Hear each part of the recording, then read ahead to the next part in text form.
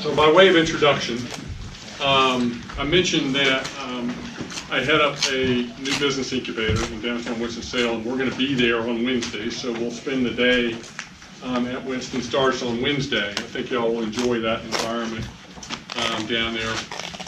We just opened doors in February. We've got 14 companies. 2 more companies are coming in September, so we'll have 16 then.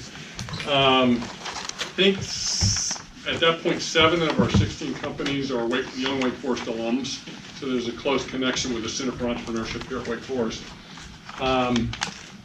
In the beginning, before we opened doors in February, I had to build up a pool of mentors, accomplished business people and entrepreneurs who could actually mentor these young companies. And one day, Tony DiBianca just kind of showed up at the door and said, "Hey, how can I get involved here?" And he has turned out to be a dream mentor for us. He is assigned to 2 companies, Fixed Gift, and maybe he can tell you afterwards what these companies do, and MRP Mobility is another one of our companies.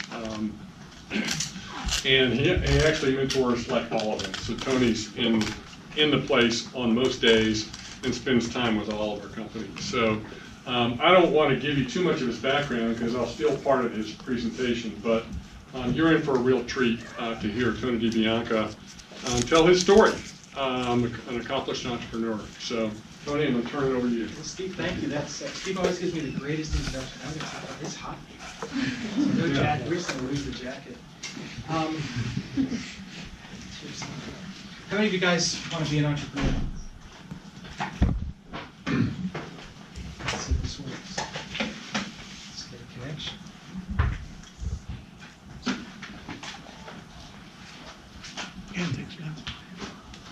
This is what I grew up with. There are only 2 others in the room who know what this is. Do you know what it is? I Love Lucy? No.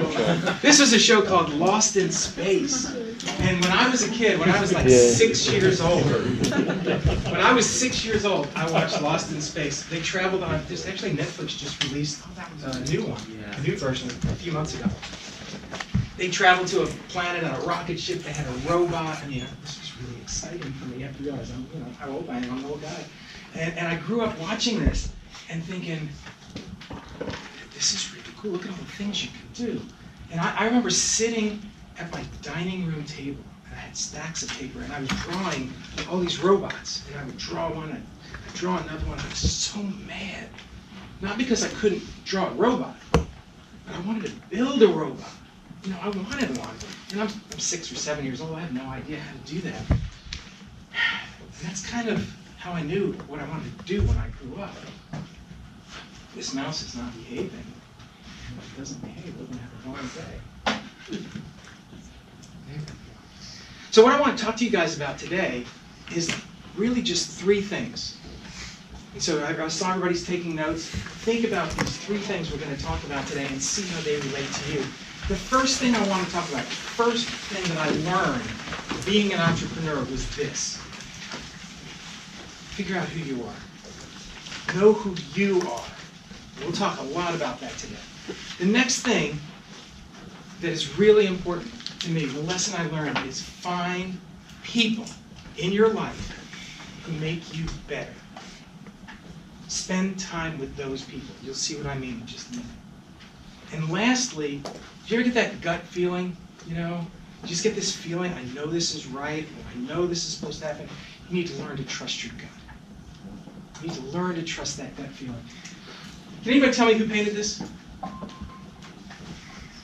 Picasso. You said Picasso. Okay, how many artists are there? How many millions of artists are there in the world? And we can look at one painting, or 2 actually, and you know exactly who it is. I would say that Picasso is pretty brilliant. Okay? You may not like his art. You may like it. I don't know, but pretty brilliant. Here's something that Picasso said. Know the rules so you can break them. Go to school, get an education, learn how companies work. If you want to be an entrepreneur, first learn how real companies work. Talk to people who run other companies. Doesn't mean you have to do it that way. You can break the rules, but make sure you learn the rules first. Learn how other companies work. You guys are here today kind of starting to do that. It's really impressive. When I was really young, anybody know this president, John F. Kennedy? John F. Kennedy said when I was 2 years old, we're going to send a man to the moon, and we're going to bring him back. That was pretty bold. We didn't have computers, we didn't have cell phones, we didn't have any of the technology that you guys have today. Somehow we're going to figure out how to send somebody to the moon and bring them back. We built, not me, built Cape Canaveral, which was eventually renamed the Kennedy Space Center. You guys know this, right? And when I was 10 years old, remember when you were 10? I stayed up past midnight. This was a big deal. And I watched us land on the moon. When I grew up, you could do anything. You could just set your mind to it. You set a goal for the whole country. We're going to start a space program. We're going to be people on the moon. We're going to build the arch in St. Louis. We can do anything. Just set your mind to it and put a plan together. I had this poster in my room. Every kid who was my age had this poster of Neil Armstrong landing on the moon. I mean, I was really inspired by this. After all, I grew up watching Lost in Space. I also grew up watching Speed Racer. So you're laughing. You know Speed Racer? Yeah. Well, there were some really cool cars when I was a kid. Oh, yeah. Jaguar E-Type. Jag, yeah, not bad, huh? But you can't name that one. I can't either, so it's all right if you can't. But there were some really cool cars, and I used to sit around drawing cars, because I thought that was really cool, too. I wanted to drive really fast, you know. I want to teach you a lesson that I learned when I was about 10 years old. There were some guys painting my house. 2 guys were painting my house. And my dad, this is a picture of my dad right here. Yeah, he plays the accordion. I don't want to hear any accordion jokes. We'll talk about that later. But this is my dad. And he was packing up, getting ready to go play with his band. And I'm about 10 years old. And I said, Dad, why are you packing up to go play? The house needs to be painted. And he said to me, I don't like painting the house. I like playing in the band. You're going to pay me to play in the band, and I'll pay somebody else to paint the house. What I learned is that you do what you love. And if you do what you love and you figure out what motivates you, life is going to be fantastic. Because you're going to be doing what you love. You'll never be working. You'll be enjoying your time playing your accordion or whatever else it is that you like to do. And not necessarily painting houses unless you love to paint houses. My dad bought me an accordion. Makes sense, right? I mean, he played the accordion, I played the accordion. When I was in elementary school, Tommy Naples had his Fender Telecaster, and I had my accordion, and we played in front of the entire auditorium. It was Talent Day or something, and we played the Beatles song Yellow Submarine. We all lived in it anyway. We thought we were hot stuff. But that was my first band in elementary school. Okay? Then I moved to middle school, kind of like this. I don't know, you guys. I'm feeling old when I look at pictures like this. But I convinced my dad to buy me an organ like this so that I could have a band and we could like play real music. Okay? And my dad made a deal with me. He said, all right, I'll buy you that thing, but you need to learn to play the saxophone. See, he was like negotiating with me, right? He was trying to make me better. And he said, if you learn to play the saxophone, you can play in the band at school. We actually had an orchestra. We had strings, we had horns, we had everything. And so I played the saxophone at school, and I played the organ with my band. It was really great. I was having a great time. I actually managed to convince the band director to let my band, I had a 6-piece band called the Sixth Sense. And we played it with the orchestra at one of the concerts. And I looked for a picture of our band. I'm pretty sure this is my band. I think at least that's what I remember that we sounded like. Okay? But yeah, it was really great. And then the worst thing happened. See, I lived in New York City. That's like the center of the universe. Everything happens in New York. And my parents, my mean, evil parents, decided they were going to move me to North Carolina. This is terrible when you're just getting ready to start high school, right? I had to leave all my friends. So we were going to move all the way down to Winston-Salem, and they stuck me in Reynolds High School. Anybody from Winston-Salem know this school? It's right down the street. So they stuck me in Reynolds High School. Good. It turned out to be the best thing that ever happened in my life. I didn't like it at the time when it happened, but I learned a valuable lesson. I went to this school. I played in a band, these guys, that's me in the middle with all the hair. I know it's hard to recognize, but I was 15. All these guys are professional musicians now. These are the best musicians I've ever played with. Ed Bumgardner is in town here. He writes music for the Winston-Salem Journal. He writes the music column. He plays in a band here. But these guys are all playing. Kent Schuyler is in France right now producing. It's just amazing musicians. And I got to play with these guys. It was really great. I met my wife in high school. Okay, I'm not sure how you feel about that, but it was cool. We're still married after 30, what is this year? 38 years, so it's pretty good. And I discovered that I loved math. I loved physics, I loved math, I just loved everything about it. So high school was really a good time for me because I learned a lot about myself. Same lesson, right? Know who you are and know what motivates you. You guys getting a good feel for who I am and what motivates me?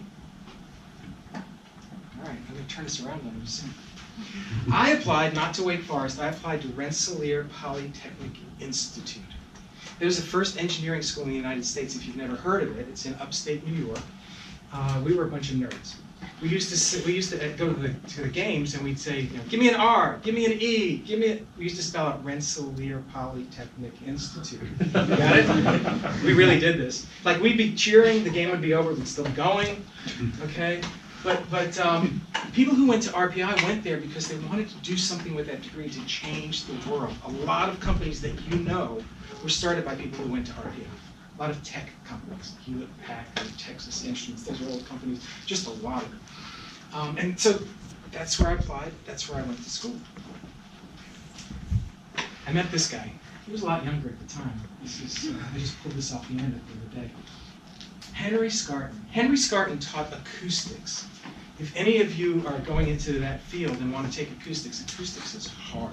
He had a reputation as being one of the meanest professors on campus, which is why I went to him, because if you know my music background, I wanted to learn acoustics. So I actually ended up doing my master's thesis with Henry Scarton. And he was tough. He did not accept anything other than your absolute best. Can anybody tell me what this is? Jackhammer. X. And now I need a volunteer. I need somebody to make the sound of a jackhammer. Raise your hand. Somebody, come on. We're all friends here. Come on, what's it do? Excellent, excellent. What do you give him a round of applause? Except, let me tell you something about a jackhammer. What is the purpose of a jackhammer? It has a chisel on the end, right? Cut it up. I'm sorry? To like cut up the ground? To cut up the ground, right? And so what a jackhammer does is it drives this into the ground. You can see it right here. It just kind of bangs it into the ground and tears it up. And every single person who you ask, prior to my working on my master's thesis, would say the sound of a jackhammer is... Let me show you something about a chisel. When you bang it into something hard, what does it do? Anybody got an idea? Break stuff. Right? So every time this jackhammer hits the ground, it makes this noise. Let me play a jackhammer for you. And you tell me if you hear the sound or if you hear the chisel.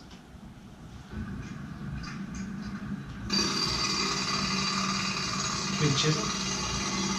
Okay, well, as it turns out, the noise from the jackhammer, that air noise, that noise, doesn't hurt your ears nearly as much as the ringing of the chisel. The ringing of that chisel is what makes you deaf. So my master's thesis was to figure out how to quiet down a jackhammer. Anybody got an idea how you quiet down this jackhammer? Anybody want to demonstrate? Let me show you, it's really easy. Dampen it. They gave me a master's degree for this, watch this. That's pretty good, huh? All you gotta do is damp it, and it doesn't ring anymore, and you don't go deaf. We got rid of 97% of the harmful noise in the jackhammer by figuring out what caused it to make all that noise. So I'm getting ready to turn in my master's thesis because we solved the problem. I'm done. I have a job. I have a wife. I've gotten married. And we are getting ready to move. And my thesis advisor, good old Henry Scarton, says, not so fast. And I'm like, well, but I've got a job and I've got to go. And he says, you can finish this. I said, well, what do you mean finish it? He said, I think you can turn this into a product. I think you can finish this. Now, I graduated in December. It was 2 weeks till everything shut down. Everybody's leaving campus, exams are over. I was locked in the lab working on, oh, I did get married. That is me with all that hair.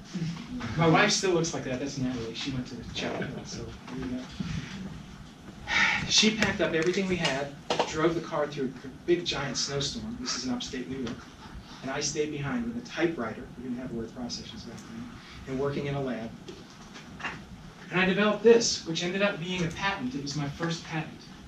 You would screw this little damper on the end of the chisel on the jackhammer, and it would get quiet. And we patented this thing for jackhammers, for peening hammers, for shuttle looms, for all kinds of applications that have created the same kind of noise. It took us so long, it didn't come out until 1985, 4 years after I graduated. We didn't get my name right. That's the only thing that we didn't spend time on. But anyway, here's that lesson, right?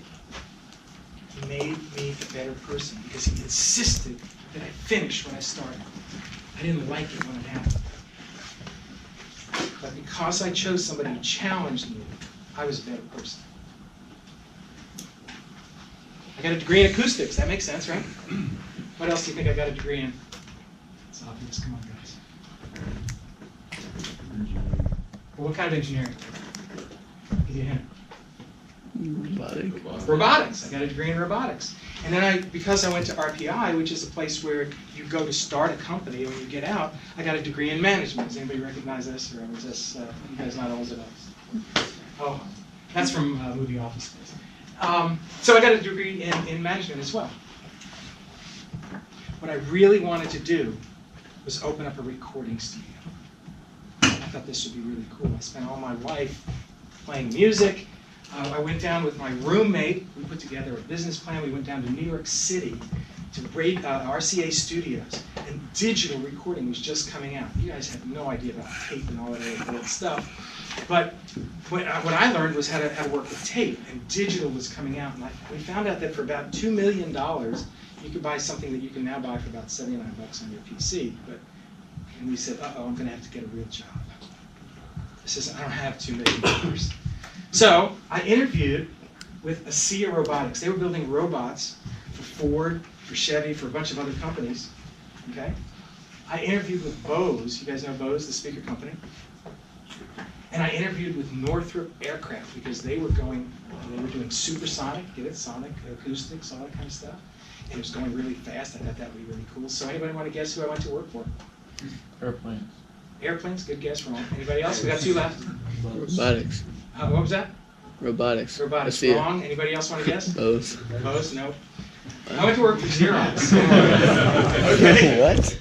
You guys are good. That's good. I went to work for Xerox, and let me show you why.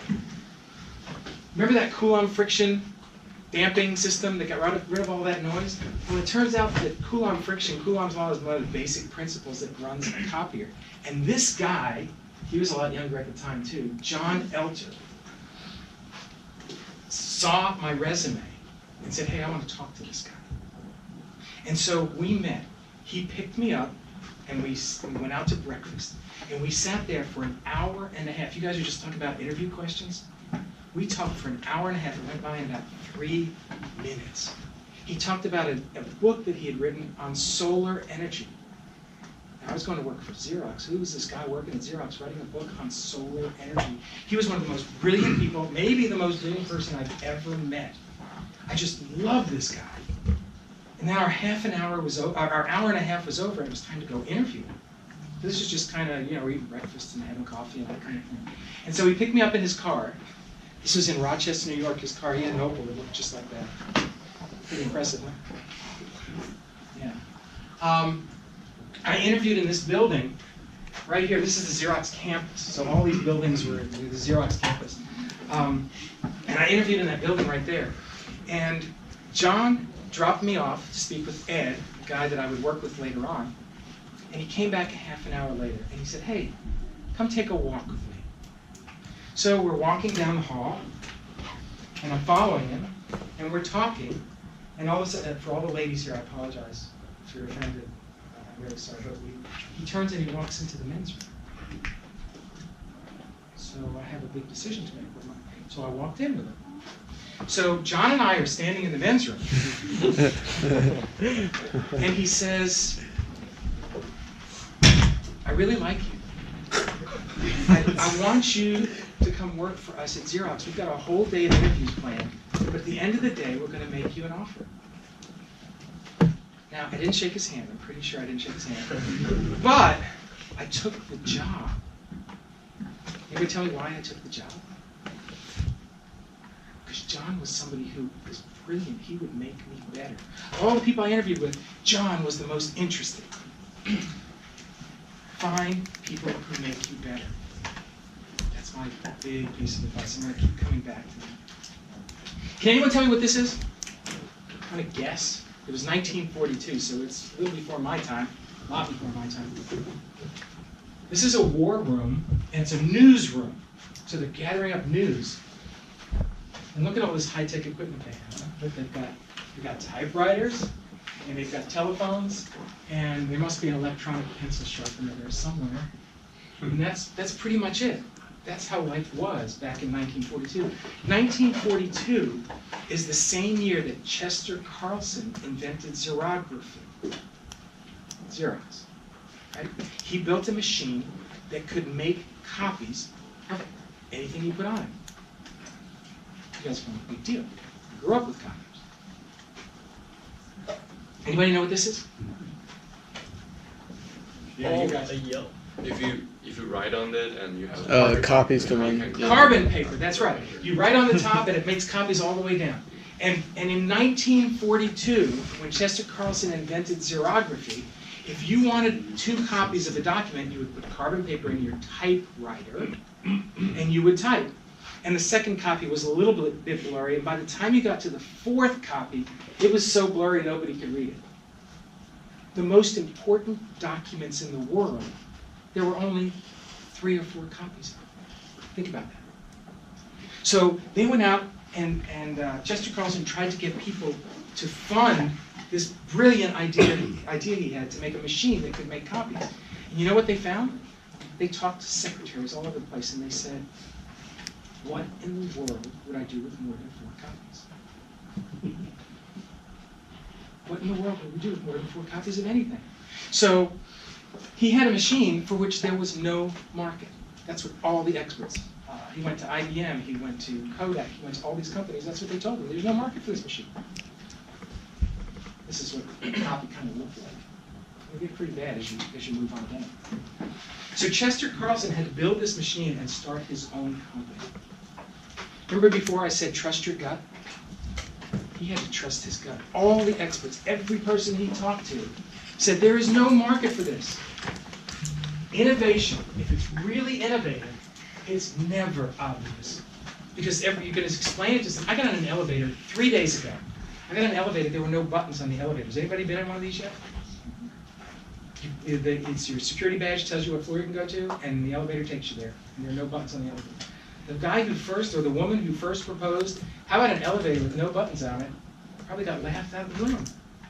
Makes total sense. Talk about security, it's fantastic. Innovation's never obvious, except you guys know copiers use them all the time, until it becomes obvious. If you're going to be an innovator, you've got to trust your gut. You've got to know that you're right.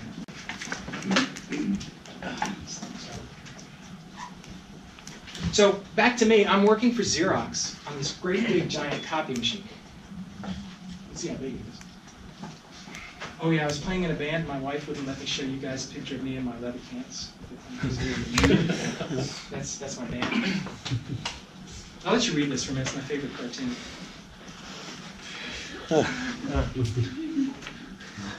So my dad is still playing his accordion. Okay, I've got that fancy organ and all, but he's playing his accordion, and kind of look like that. And what's happening is, everybody knows Madonna. People like Madonna are coming on scene, and they are making electronic music, synthesizers, and all this fantastic stuff that you guys now take for granted, but it was brand new then. And so, if you know my personality, I like to build things, I like to solve problems. What we did is we went out and we bought one of these. I took all the electronics out of that, I put it in my dad's accordion, and he had an electronic accordion that could play strings and piano and anything else. It was actually written up in Keyboard magazine. Okay, you get to know a little bit more about me? See a problem? you go find a solution. This is what you did, right? I also had my first daughter, my wife and I, and so we went out and bought a stroller. Everybody knows that. Well, the problem is, about a year and a half later, we had two of these little rascals running around the house. And you can't stuff two kids in one of these strollers. And at the time, there was no good solution. So I went to the store, and I bought another one, and I hooked the two of them together. Now, you can buy this every day now. You can go to the baby stores. This didn't exist. But I had a problem, so I went out and I built one. My wife would go down through this grocery store, and everybody would go, "Where'd you get that?" She'd go, "Oh, my husband made it." So you know, a little bit about me and kind of what motivates me. And our house was getting small, so I designed our house and had a house built. Okay? I just like to see a problem and kind of fix it. Know who you are. Figure out what motivates you. You guys kind of now have a good feel of who I am, what motivates me? At the end, I'm going to give the whole thing away. I'm going to ask you to think about this for you, right? Who are you? What motivates you? Because you're about the same age as I was leading up to this. I spoke with someone the other day. She knows me really well. And she said, "Look, here, this is you in a nutshell. You try to do a lot of things and try to do them well. You're always looking for the next challenge. You're an optimist. I'm artistic. I like to play music and that kind of stuff, but I like math. So a realist, and can it be done? Can it not be done?" And I really am motivated when I see you guys and the things that, the future that you have and the things that you can accomplish. It really excites me. If there's anything I can do to help you guys, write that down and I'll respond to you. So I'm working at Xerox in what we call the little pirate group. We were working on color copies. And the problem was, all of Xerox was doing black and white copies. All of Xerox is saying, there is no market for color. What would anybody do with color copies? Have you heard this story before? The very company that was founded because there was no market couldn't see the fact that they needed color copies. It was kind of funny. It was kind of ironic. But I believed that color was the future, and that's what I was working on. So I was supposed to meet this guy. His name is Benny Landa. I'll tell you a little bit more about him in a minute. I was supposed to fly to Israel to meet him. The United States bombed Libya. Okay, I don't know if you guys remember your history, but we bombed Libya, which is kind of between here and Israel, all that airspace. And so Xerox said, there is no way you're getting on a commercial flight and flying to Israel right now, and they shut everything down. Okay?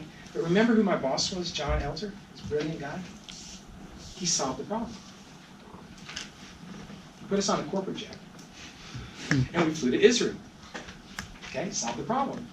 While I'm flying on this jet, trying not to worry about getting blown out of the sky with all this stuff that's going on, I had this idea.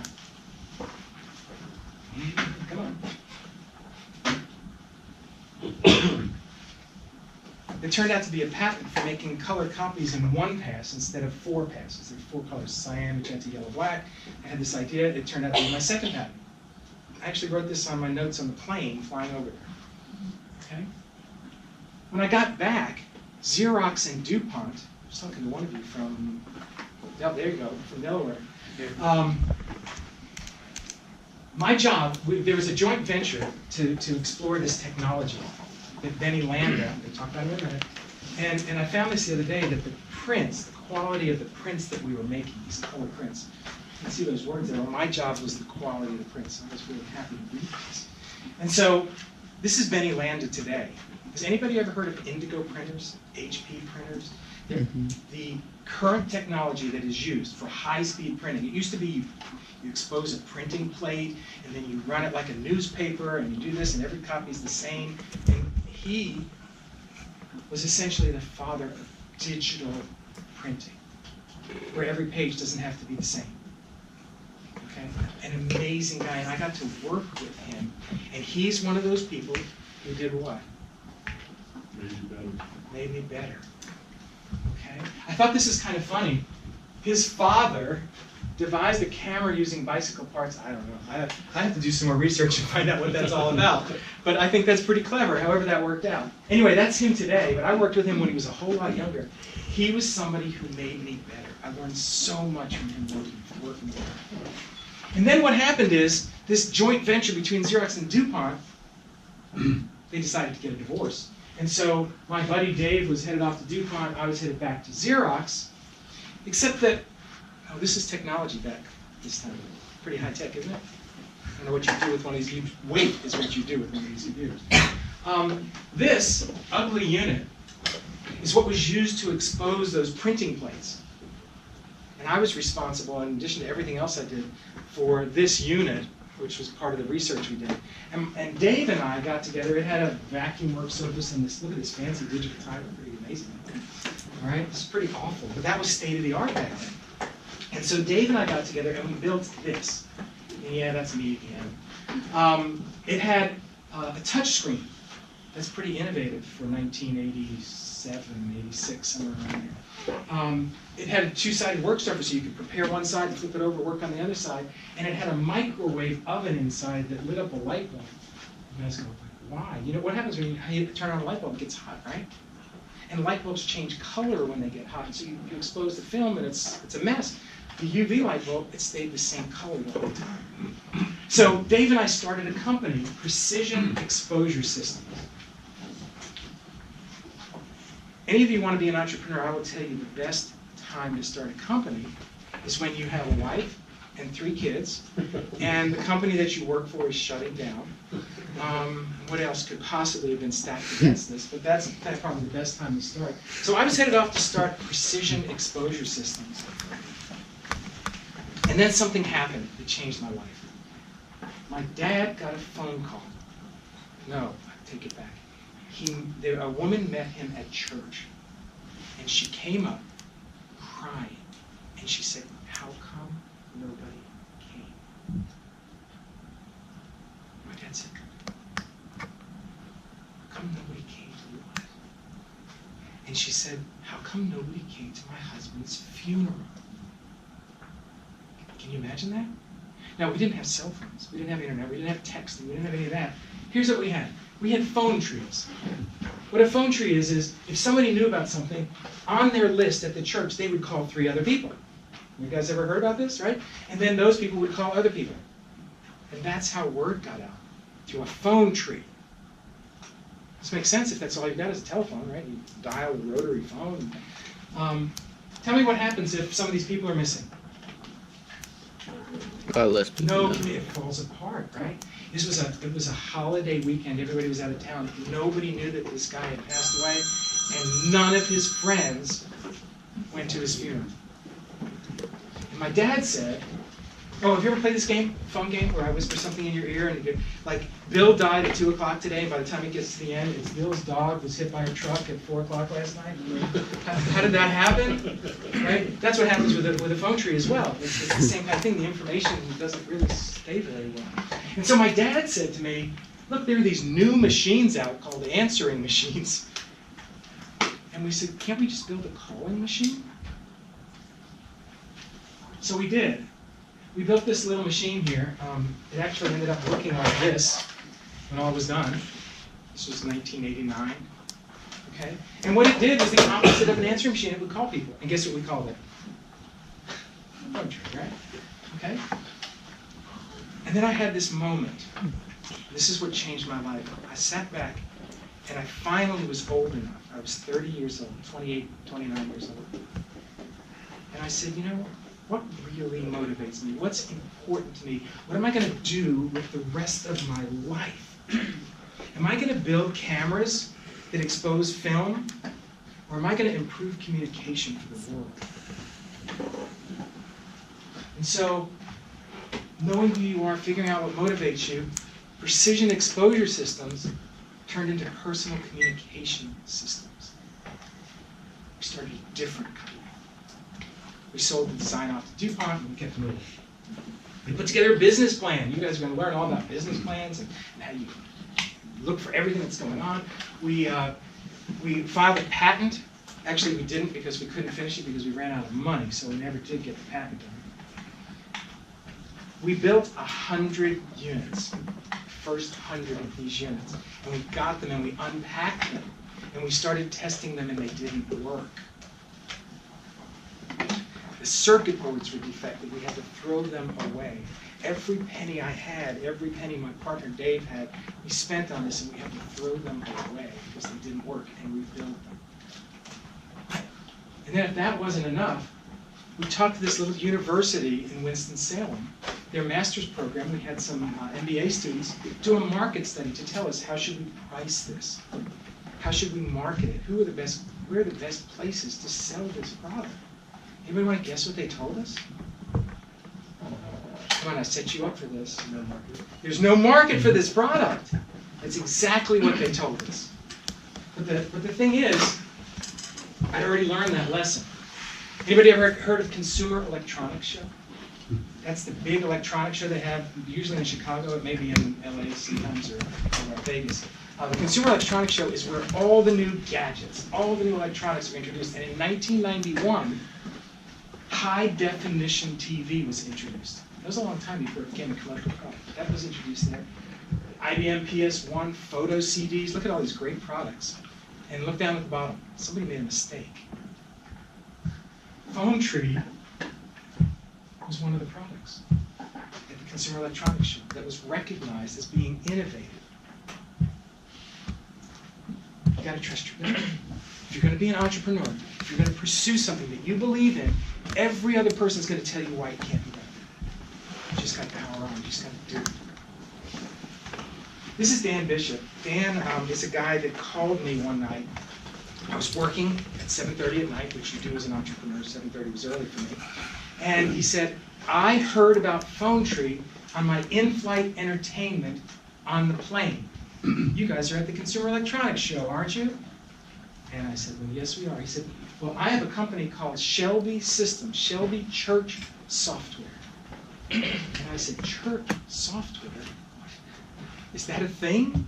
Like, what do churches do with software? And he said, well, they keep track of membership and who's in the choir, and they keep track of contributions, and they constantly have this problem with keeping people in touch and knowing what's going on. Could we make your product work with our software? I said, yeah, we can do that. He said, well, we have a user group meeting. Our annual meeting is in 2 weeks. Can we do it? And the answer, if you're an entrepreneur, is what? Yes, of course. Yes, of course. You always say yes. Then you figure out how to do it. Well, so we're working with Shelby Systems, and everybody loved it. A month later, I got a call from Hal Campbell, who was with Automated Church Systems, who's their biggest competitor. And he says, can you work with us too? The answer is, who said yes? Yes. The answer is always yes, right? And so then I got a call from Saul I in Pennsylvania. They said, we saw this product at our church. Can you use this to call patients and let them know they have an appointment tomorrow? Because we have a problem. Our patients don't show up. And we said, Yes, of course. We opened it up. We put some new chips in. It said Monday, Tuesday, Wednesday, 4 o'clock, 2 o'clock. And we could call you and say, you have an appointment on Monday at 2:30. Okay, so all of a sudden we're selling to medical. We hooked up with a company called Systems Plus that sold a product called the Medical Manager. For Psych Hospital, Baptist Hospital, all the major hospitals use this software. And they started selling the product. See how one thing just kind of leads to the other? You just say yes. You gotta work really hard. But you follow that trail. They became WebMD. You guys have heard of WebMD. Okay, they sold it off, and it doesn't really matter. Anybody ever know who these people are? Yeah. Yeah? Somebody tell me, who's on the right? George Dad Bush. George Dad Bush. Bill Clinton. And who's the short guy in the middle? Who knew that? Congratulations, you get the bonus prize today. H. Ross Perot. Ross Perot ran for president. Independent ticket. Yeah, he was actually alive at the time. Yeah. Independent ticket. Twice, in 92 and in 96. And he called us and said, can we use this, can I use this to keep in touch with my volunteers? That's how he organized around the country. Remember, there's no internet, there were no cell phones. And so we took this unit, we bolted a modem on the bottom, and he shipped them all over the country. And he would sit in his office in Dallas, and he would record a message. Hi, this is Ross Perot. All right? And he would call, he would upload the message at night, and the machine would call all of his volunteers around the country the next day with a message from Ross Perot. This was pretty amazing. Okay, so we said, sure, we can do that. I got a call from School Messenger. You guys, when you were in school, your parents probably got calls all the time about what was going on when you weren't in school, when you were out playing hook, whatever you were doing. You got calls about what was going on. Your parents did. I got involved with a company called School Messenger. They used our product and started in the school market. Yeah, you can do this in schools too. And then the internet's coming along, because I'm old. The internet comes along, and I started a company called CallPoint. CallPoint was going to do all this, but not with a box. We were going to do it on the internet. We're just going to host it. That's the way everything's done these days. The problem is, the guy who I partnered with to start CallPoint, he and I didn't see eye to eye. And the bottom line was, he wasn't going to make me any better. I invested about $1 million in it and had to walk away from it because it just wasn't going right. It was a hard thing for me to do, but it wasn't going to work out. I chose poorly. I chose a poor partner. I got a call from this company. This company started up. They were our biggest competitor. And I remember sitting down and going to the airport and meeting with Neil Armstrong, and we were going to partner and we were going to conquer the world. And I walked out to my car from the airport. We were so excited about joining forces. And I got a call that my partner, Dave, was in the hospital. And Dave was going, it ended up being a 1.5 year illness, and he had to leave the business. My partner, who I'd spent 15 years with, who was my best friend, we spent so much time together. It was hard. So everything's going great, and then this happened. So I went out and I hired 2 people. This is an important lesson. I looked at resumes. I hired a salesperson from Dell. I hired a CPA, MBA. I think he had an MBA from Wake. No, I'm taking it back. It was from Boston College. These 2 guys, I thought, we're growing so fast. I hired the best people I could on paper. But we didn't get along. And it just wasn't clicking. We just disagreed philosophically. And I chose poorly again. This is hard. I call these the dark ages, which is why I have this picture. It's really terrible. And these guys brought on some customers that were bad customers. If you're going to be an entrepreneur, guess what?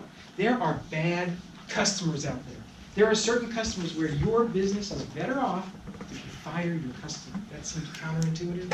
Spend the time on the people who are good customers, who want to buy what you have, not the people who are bad customers. Find people who make you better and avoid people and things that don't make you better. It cost me $1 million. I'm sharing that for free. Hopefully you don't do the same thing. I learned to trust the people that I trust. Kind of a little play on words there. I had an IT manager who I'd worked with for 12, 15 years, office manager, business, a bunch of people who I had worked with for a very long time, and they said, these people are killing our company. We need to do something about it. And I listened to them, and we got rid of the bad people, and we brought in some new people. What's really funny is, my COO is somebody who I'd spent 7 years working with on a consulting basis. He started his own company, he came back and worked with us. Our support manager had worked in support. She went off and learned how to run a support department, said, I miss the environment, I miss working with you guys, and she came back. Every one of these people had worked with us before, and they came back because they saw that our culture had changed and that we were back to doing what it is we were founded on. We contracted with an ad agency in Winston-Salem here. These guys are brilliant. It's a firm called The Variable. Don't you love that? We win all the time, at least 66% of the time. They won 2 out of 3 years, so I think that's pretty clever. These guys came in and they talked to our employees. They talked to 600 of our clients. And they said, what makes this company special? Why do you do business with this company? What is it that they are the best at in the world? And you know what they said?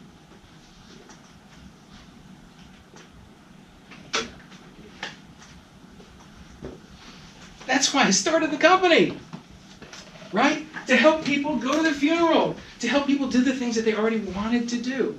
It took 28 years and paying an ad agency to tell us something that we already knew. And that's why everyone who worked at Phone Tree worked there, because they wanted to help other people do things. Know who you are, figure out who it is. It's not going to change over your lifetime. When I was your age, you see how much of my life was already kind of written out for me. I met someone at Winston Starts, Steve knows this story, and she just graduated from Wake. She's going off to do HR. And she said, well, this is great, but how do you motivate people? Do you ever think about that? What makes you do the things that you do? And I said, well, what do you like to do? And she said, I like to read. I said, well, if I offered you $100, would you read some more? And she said, no, I already read. I do that for free. I love to read. And I said, well, what are you excited about? She said, well, right now I'm thinking about going bungee jumping. Ugh. Come on, son. She said, I'm thinking about going bungee jumping. I said, well, that's interesting. So guess what I did? I went on Amazon. I bought her a bungee jumping book. You think she read it? It cost me $5. I saved $95. Right? Right? When you have a company, when you work for a company, if you need somebody to read, hire somebody who loves to read. If you need somebody to do accounting, hire somebody who loves accounting. Hire people who love what they do, and you'll be successful because they'll be doing what they love because they know that's what they're all about, and that's what motivates them. Does that make sense? So this may make sense to you guys, and if you think about it, in 2017, I put this card up on the board at Funtree, at my company. And I said, we want to double the number of people who benefit from our technology. Think about that. I've got a company that's been running for 27 years. And next year, all I want to do is double the number of people. That's kind of ludicrous, isn't it? We also want to exceed industry profit margins by exceeding our customers' expectations. I put that up on the board and I said, this is what we want to do. Okay? Here's what happened.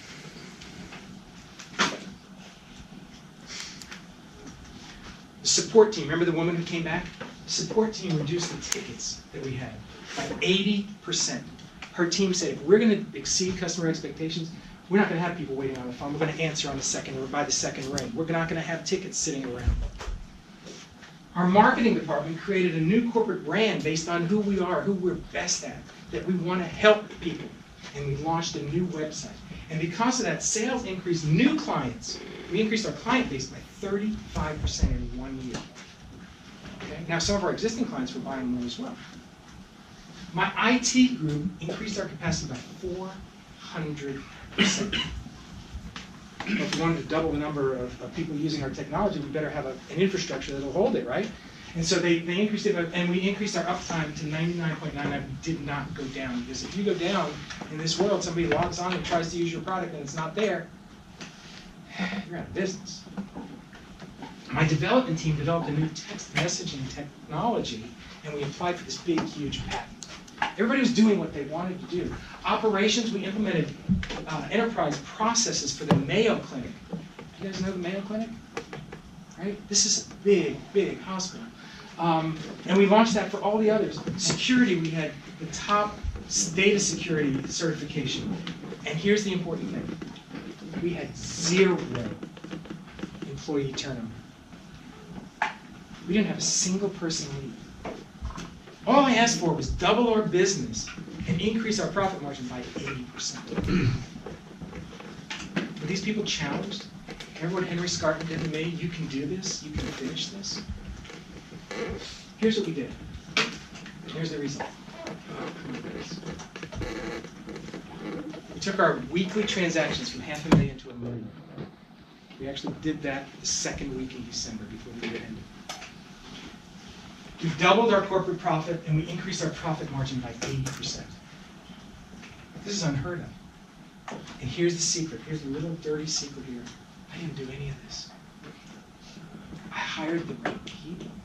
I hired people who were motivated to do what we were all about as a company. And they did it. Find people who make you better. Remember that company Telebox that I was talking to and it kind of fell apart?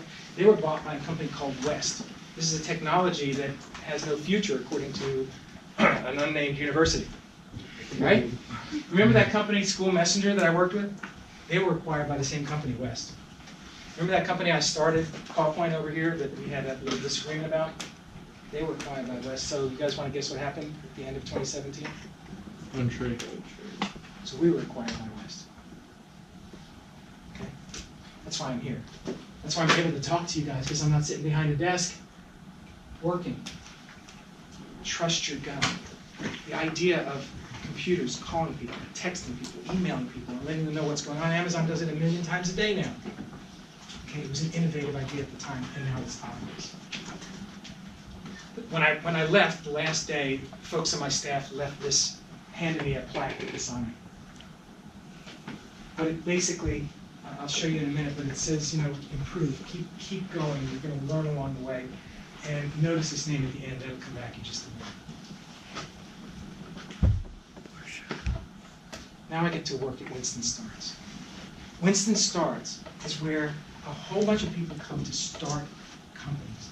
These are brilliant people with ideas that maybe they don't have the experience that I have. Maybe they haven't learned all the lessons I've learned, but they've got brilliant ideas. These are people who I want to work with. These are people who will make me better. And maybe if I can make them better, that's great. Maybe if some of that would rub off on you guys, that's a great thing. I get to spend some more time with these guys, these rascals. I've got 7 grandkids now. I'm not quite sure how that happened. I don't feel that old. But I get to spend more time with these guys. You guys remember that recording studio I wanted to create? I didn't have $2 million. But you know what? You can do that now. This is in my basement. Anybody who knows anything about it, this is pretty high-tech stuff. So I spent a lot of time down there doing that. Speed Racer, you knew Speed Racer? Yeah, this is me. I do this, I'm actually going out a week from Sunday to do that. That's me up in Virginia. PIR. I love driving fast, PIR. Yeah. Remember this guy? This is what I do on the weekends. Okay.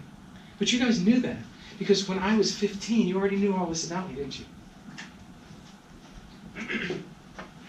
So here are the 3 things I learned as an entrepreneur. Know who you are. If you don't take anything else away from today, write it down, go away. When you're going to bed tonight, and you're just sitting there and thinking, what am I going to think about before I go to bed? I'm exhausted. Think about, who am I? What makes me who I am? What motivates me? Because if you try to do something else, you're not going to be very good. So figure out what motivates you. You already know. You're going to spend some time the next 4 years learning a little bit more about yourself, and then you've got to figure out exactly what it is. Don't be afraid of those people who challenge you. Okay? I bet you there are people in this room that you haven't even said hi to. 15, 20 years from now are going to be presidents, CEOs, whatever, of some company, and you're going to say, man, I was in a class with them, I wish I'd talked to them. Get to know everybody in this room. You guys are amazing because you're here. You already know this about yourself, right?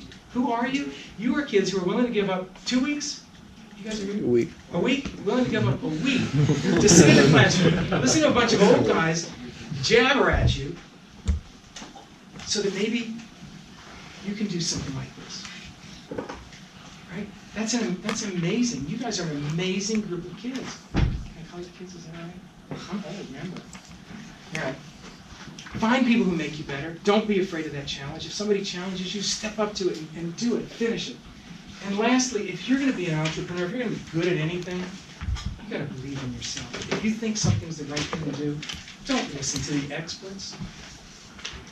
They're always going to tell you you can't do it.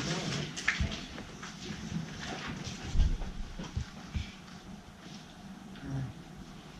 You guys have any questions? I want some questions. Come on, somebody must have written something down. No, we can't have no questions. We got to have some questions. Come on. Gotta have some questions. Somebody tell me what drives them. Yes. Well, I was just wondering, so that one time where that woman went to your dad and said no one came to my husband's funeral, that was the whole inspiration for Phone Tree? It was. It sounds really corny, doesn't it? Yeah. Yeah, but that's what that's crazy. I mean, it sounds like the dumbest story Just you've one ever heard, little right? incident, and then it turns into a big company. Yeah, because see what happened, my whole life I was building things. I was building strollers, and I was designing how, and like, why? I knew I wanted to do something, but I wanted something that had meaning to me, had meaning in life. And I'm never going to be a doctor, but I remind people to go to their appointments, and maybe I save lives because they go to their appointment. That's pretty cool. Okay? Yeah. So what does phone tree exactly do right now? So Phone Tree is basically an internet-based service.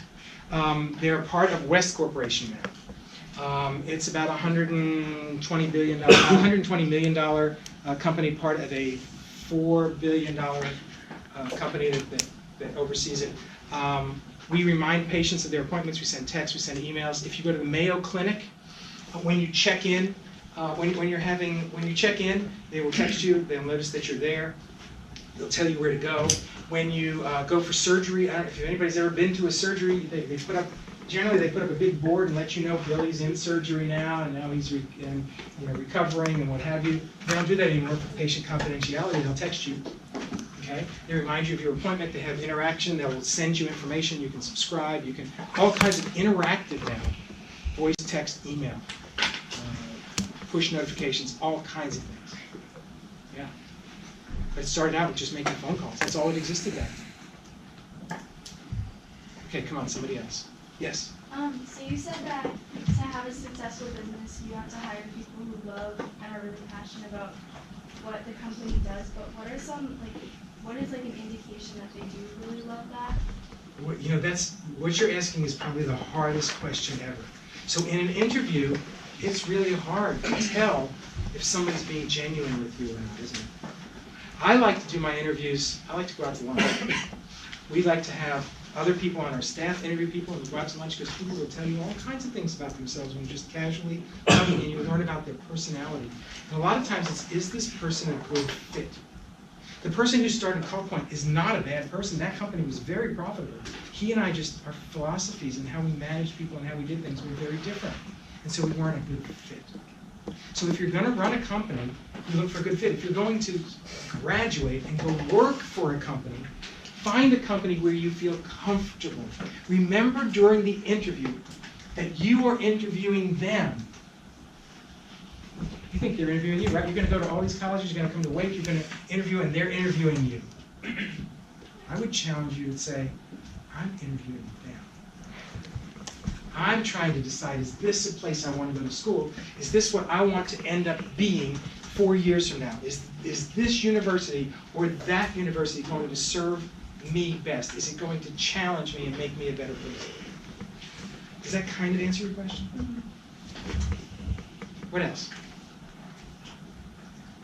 Oh, come on. Yes? You were talking about how some of the customers were a bad fit. What was it about those customers? So some customers think that because you run a company, you will do anything that they want. And so they place demands on you. And we had a company that we were doing about $1.5 million a year business with, and they thought we were their very own R&D department. Anything they wanted, we would develop for them. And if we had all of our other customers to take care of, but if we didn't do what they wanted, they would yell and scream, and it was just terrible. And we were better off without them because the things they wanted didn't make any sense. They weren't applicable to the rest of the market. And so we had to fire a huge client and let them go somewhere else. I know for a fact that the company they went to, they drove them crazy. So that's okay. But sometimes there are people who are just, you've run across people like that in your life, right? Like, you sit down with somebody and you decide after 5 minutes, it's not worth my time to spend any more time with this person. They're pessimists. They see everything that's wrong with the world, and I'm not somebody who thinks that way. Why would I spend any more time with this person? Fire that friend. Go spend time with people who make you better. Yeah. We're pretty much out of time. Steve, is there... Anybody, come on, you guys, I saw a whole bunch of people lined up like this deep, afraid to ask questions in front of the group. If you ask a question in front of the group, then everybody gets to hear the answer. Somebody's got to have something else. Anything else? You good? Thank you, Tony. Yes, I've got one in the back. Oh, What did you learn from performing, being on stage that manifested in your work in your business? Nobody's ever asked me that question before. So the question is, what did I learn performing on stage? I think I'm a different person when I'm on stage. Oh, and if you guys are not doing anything, Saturday night, this coming Saturday, come on down to Liberty Street. They're going to close Liberty Street. My band is playing from 7 to 10. It'll be really great. Just bring a lounge, just bring a chair, come on out on the street. It'll be a lot of fun. What did I learn? See, that was a little marketing spiel. You got to sell what you got, right? I'm in a different world when I'm playing music. I can't live without music. I can't work without music. Music for me is just part of who I am. You saw how I grew up and how much of my life it was. I decided I couldn't be a professional musician. There are so many brilliant musicians out there, and they don't always make it. And but as a hobby, how many people play golf? And how much do they pay you to play golf? Because when I play the piano, I get paid, right? So it's a pretty good hobby, right? So it's kind of nice. Yeah. So I'm not sure what I learned. It's just a different side of me. Yeah. Maybe some confidence. Yes. Did you study any spectrum of music in university or college? So I started playing when I was about 5 years old. I started playing on my grandparents' piano. I took lessons we had an organ, then I took accordion lessons, then I took saxophone lessons. I played at the North Carolina School of the Arts one summer. When I went to RPI, I didn't have time. RPI is pretty intense. So I played in the jazz band at RPI. I played for some plays, so I played in the pit orchestra, and I played in the pep band so that we could go to the hockey games. Hockey's the big sport at RPI, and so you got the best seats. You could travel with the team.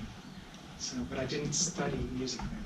As a matter of fact, I quit playing music when I had kids for 25 years. Because I had, starting a company, I had too much else going on, and it really hurt me. And it wasn't until about 6 years ago that I started playing music. Yes? How do you balance your own interests and passions with business and the pure business? Okay, this is going to sound really cliche, and I know you probably heard this before, but I'll sleep when I'm dead. I go to bed 2 o'clock in the morning pretty much every night. I mean, I know some people, like I've heard one of my teachers, he used to work in business, and he was a marketing manager, pretty successful, but he dropped out of his career because he thinks his own passion is in history, and he just dropped out of his career there. I think you have to choose in life. You have to make difficult choices. And you're never going to know if you made the right choice. But I think it's part of your personality. I'm pretty confident that the mistakes I've made in life are the things that I didn't do, and I don't regret anything I ever did. It doesn't mean it all worked out. I didn't like spending $1 million and having to go down the drain, but I don't regret doing it because I learned so much from it. I think the balance is, my priorities are my family, which is why I gave up music for my family for a while. It didn't mean I didn't listen to it, I just didn't have time. I gave it up for my business. My wife gave up a lot of time with me for my business. They're just decisions that you make. I don't know, I'm going to die someday, and hopefully I won't regret the past. Yeah, but everybody has to make. You guys decided to be here. What else could you guys be doing right now? Sitting in this room listening to me talk. Right? You had to make that decision. Hopefully it was a good one. Yes, sir. If you could change one thing about your career, what would it be? Change one thing about my career. I would have learned these lessons when I was your age. I would have learned. I think I knew these things, but I didn't really know them. It took me a long time to learn to trust my gut. It took me a long time to realize that the people that I gravitated to, that the people that I learned from, really did make me better. They made me who I am. It was happening at the time, but it's hard to see your own life until you kind of step back and look at it. I wish somebody taught me this. So you're pretty successful. So if you had learned those lessons when you were younger, where would you be? Do you think? I might be bankrupt. I don't know. All along the way we made decisions, and our company made thousands and thousands of bad decisions. One of the things that we used to do, Steve, how tight are we on time? 2 minutes. Okay. One of the things that we used to do is when something went wrong at our company, guess who we blamed? newest employee.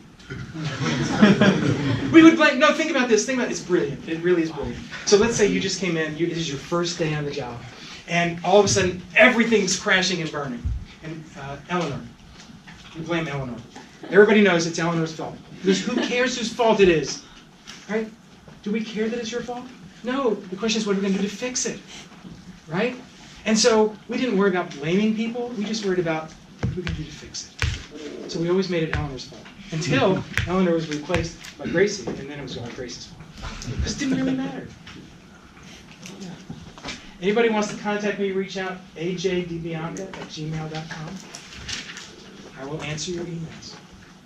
Thank you, Tony. All right, thank